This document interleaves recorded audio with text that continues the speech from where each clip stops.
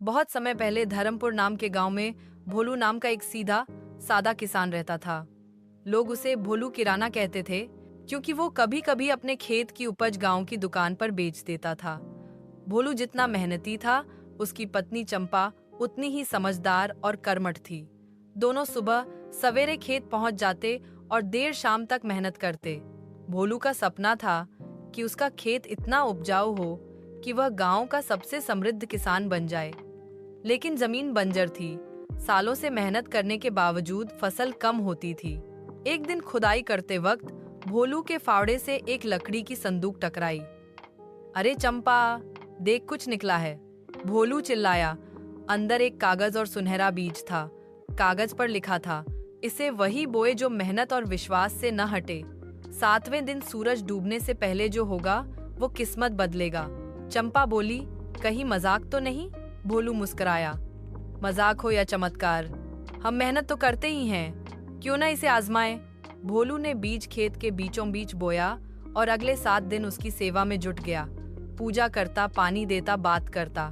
गांव वाले हंसते, भोलू पगला गया है। 7वां दिन आया। शाम ढलने पर कुछ नहीं हुआ। भोलू की आंखें भर आईं। तभी एक बिजली चमकी और उसी जगह से सुनहरा पौधा उगा जो कुछ ही पलों में पेड़ बन गया। पत्ते चमकदार और फल सोने जैसे।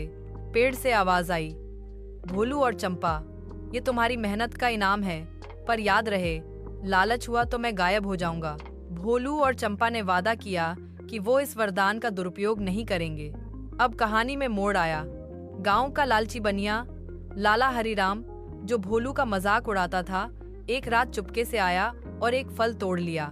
तुरंत पेड़ तेज रोशनी के साथ गायब हो गया और फल पत्थर बन गया। अगली सुबह भोलू चंपा ने जब देखा कि पेड़ नहीं है तो दुखी हो गए। तभी आवाज आई, भोलू, तुम्हारा विश्वास जिंदा है, अगर तुम मेहनत जारी रखोगे मैं लौट आऊंगा। दोनों ने फिर खेत की देखभाल शुरू कर दी। 6 महीने बाद वही चमत्कारी पेड़ वापस उगाया, पहले से बड़ा और अधिक फल देने वाला। भोलू और चंपा गांव के सबसे सम्मानित लोग बन गए। उन्होंने स्कूल खुलवाया, तालाब बनवाया और अनाथ बच्चों की पढ़ाई का जिम्मा लिया।